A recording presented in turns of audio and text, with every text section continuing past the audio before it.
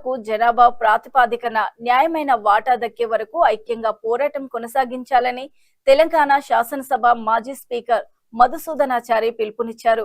బీసీల వాస్తవ జనాభా, వారికి జరుగుతున్న అన్యాయం వెలుగులోకి రావాలంటే దేశవ్యాప్తంగా కులగణన నిర్వహించాల్సిన అవసరం ఉందని ఆయన అన్నారు. హైదరాబాద్ లోని ఇందిరా పార్క్, ధర్నా చౌక్ లో బీసీల హక్కుల కోసం నిర్వహించిన కార్యక్రమంలో ఆయన మాట్లాడారు.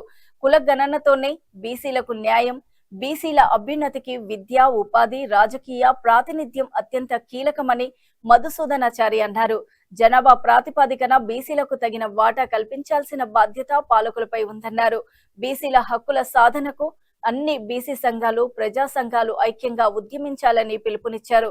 ప్రజాస్వామ్యంలో ప్రజల సమస్యలను పరిష్కరించడం ప్రభుత్వాల బాధ్యత అని పేర్కొన్నారు. హామీలను అమలు చేయకపోవడం వల్లే ప్రజలు పదే పదే ఆందోళనకు దిగాల్సిన వస్తుందన్నారు. దేశ స్వాతంత్ర పోరాటం, తెలంగాణ రాష్ట్ర సాధన ఉద్యమం, రైతాంగ పోరాటాలను ప్రస్తావిస్తూ ప్రజా ఉద్యమాల ద్వారా హక్కులను సాధించుకోవచ్చని తెలిపారు. మాజీ గవర్నర్ బండారు దత్తాత్రేయ, తెలంగాణ బీసీ సంక్షేమ సంఘం అధ్యక్షులు ఎర్ర సత్యనారాయణ, బీసీ సంఘాల నేతలు గుజ్జా కృష్ణ, కోల జనార్దన్ గౌడ్, శ్రావణి ముదిరాజ్ తదితరులు పాల్గొన్నారు.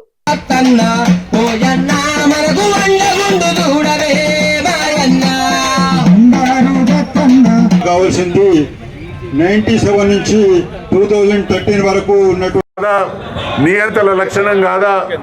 ఆ రకమైనటువంటి పరిస్థితి దేశంలో కొనసాగితే దేశ ప్రజాస్వామ్యమే ప్రమాదంలో పడేటువంటి అవకాశం ఉన్నది. కాబట్టి మేము మీ విడలు వంచుతాం, అదే రకంగా ప్రజాస్వామ్యాన్ని కూడా కాపాడుకుంటాం.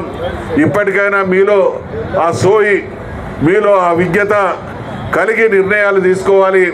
ఆ నిర్ణయాలు తీసుకునేటువంటి సంస్కారం లేదు కాబట్టి మా ఆవేదనను, మాకు జరుగుతున్నటువంటి అన్యాయాల్ని ఈ ధర్నాల ద్వారా మీకు గుర్తు చేస్తూ ఉన్నాం. ఈ ధర్నా ఒక హెచ్చరిక మాత్రమే. మీ నిరంకుశత్వానికి, మీ దుర్మార్గానికి ఇదొక సూచిక మాత్రమే. మీరు అదే మీ లక్ష్యం, మేము ఈ రకమైనటువంటి వైఖరితోనే ముందుకు సాగుతామనేటువంటి దుర్మార్గమే మీ మనసులలో గూడు కట్టుకొని ఉంటే దానికి బుద్ధి ఎట్లా చెప్పాలో కూడా మేము ఆలోచించుకొని ఆ పందాన్ని కూడా ఎంచుకుంటాం అనేటువంటి హెచ్చరిక చేస్తూ, కులగణన జరగాలి, బీసీలది ఫీజు రియంబర్స్మెంట్ పూర్తిగా ఇమీడియట్గా పే చేయాలి, 42% రిజర్వేషన్లను చట్టబద్ధత రావాలి అనేటువంటి డిమాండ్ చేస్తూ ఎర్ర సత్యనారాయణ గారు చేసినటువంటి ఈ కార్యక్రమాన్ని హృదయపూర్వకంగా అభినందిస్తూ, కార్యక్రమాన్ని జయప్రదం చేయడంలో పాల్పంచుకుంటున్నటువంటి మా విద్యార్థి మిత్రులకు, బీసీ సంఘాల పెద్దలకు, మా ఆడబిడ్డలందరికీ మరొకసారి హృదయపూర్వకమైనటువంటి అభినందనలు, ధన్యవాదాలు, సెలవు. సంపూర్ణంగా చెల్లించేవాళ్ళు. కానీ ఈరోజు ఆ ఫీజు రియంబర్స్మెంట్ కేవలం ఒక సీలింగ్ పెట్టి 30,000 రూపాయలు మాత్రమే ఇచ్చే ప్రయత్నం చేస్తున్నారు. ఇది వాస్తవంగా చెప్తే మామూలు సబ్సిడీ. ఇది విద్యార్థులు ఎంతో ఆశతోటి, ఎందుకంటే ముఖ్యమంత్రి గారు స్వయంగా చెప్తున్నాడు ఏంటంటే, నేను క్వాలిటీ ఎడ్యుకేషన్ ఇస్తా, నాణ్యమైన విద్యను ఇస్తా, ఇంగ్లాండ్, అమెరికాలో ఉన్నటువంటి యూనివర్సిటీల్లో అక్కడి నుంచి తీసుకొచ్చి నేను నైపుణ్యాన్ని కల్పిస్తా అని చెప్పేదానికన్నా ముందు విద్యార్థుల్లో ఏదైతే ప్రవేశం వస్తుందో, కళాశాలలో ఉన్నత విద్యలో వస్తుందో వాటిని తప్పకుండా వాళ్ళకు అర్హత కలిగించే విధంగా చేయాలి. ఆర్థికమైన ఇబ్బందులు ఉండి తల్లిదండ్రులు కూడా చేయలేస్తూ ఉన్నారు. ప్రభుత్వము ఆయన ఏమంటున్నాడే, వచ్చే నేరుగా విద్యార్థుల ఖాతాల్లోనే వేస్తాను అంటే తప్పించుకోవడం ప్రయత్నం మాత్రమే. ఇంకో పక్క యజమాన్యాలేమో మా గత 3 సంవత్సరాల నుంచి మాకు రావాలి కదా, మరి పిల్లల దగ్గర విధానం వసూలు చేసుకోవాలా అంటే రేపు రాబోయేటటువంటి విద్యార్థులందరికీ కూడా ఎన్ఓసి చాలా ఇబ్బంది అయ్యే అవకాశం ఉంటుంది. అందుకనే ప్రభుత్వము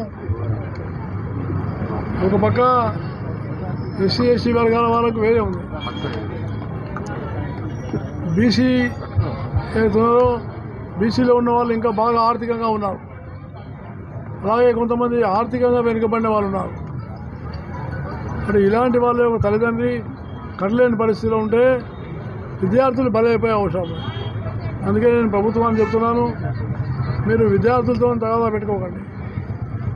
ఏ ప్రభుత్వం కూడా ఇంతవరకు విద్యార్థులతో తగాదా పెట్టుకుందో ఆ ప్రభుత్వం మనుగడ కొనసాగించలేదు.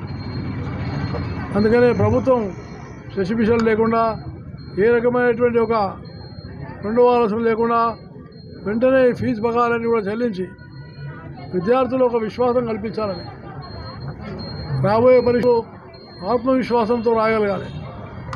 అంతేగాని విద్యార్థుల్లో సంశయం ఉండి మళ్ళా రేపు ఎన్ఓసి రాకపోతే నేను పరీక్ష రాయకపోతే ఎట్లా అనేటువంటి సంశయం రావద్దని ప్రభుత్వం వెంటనే ఈ నిర్ణయం తీసుకొని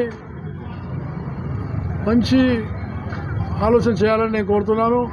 ఎందుకంటే ముఖ్యమంత్రి గారు మీరే దీనికి మంత్రి శాఖ, అందుకనే దీంట్లో రెండు రకాలైనటువంటి మాటలు మాట్లాడడం సరైనది కాదు. ఏదైనా ఒకటి ప్రభుత్వం కానీ ముఖ్యమంత్రి కానీ స్పష్టంగా ప్రకటన చేయాలి. యజమాన్యం వైపునరా లేక పిల్లల వైపునరా ఆ రకమైనటువంటి ఒక డైలమా లేకుండా ప్రభుత్వం వెంటనే తీసుకోవాలని, లేని పక్షంలో విద్యార్థుల యొక్క ఉద్యమాలు ఇంకా బాగా బలపడే అవకాశం ఉంది. విద్యార్థులు పెద్ద ఎత్తున ఆందోళన దిగే అవకాశం ఉంది. రాజకీయ పార్టీలు కూడా రేపు రాబోయే అసెంబ్లీలో దీన్ని ఒక సమస్యగా తీసుకొని ప్రధానంగా చర్చించే అవకాశం ఉంటుంది. అందుకనే ముఖ్యమంత్రి చొరవ తీసుకొని వెంటనే ఈ బకాయిలు చెల్లించాలని నేను మనసారా కోరుతున్నాను.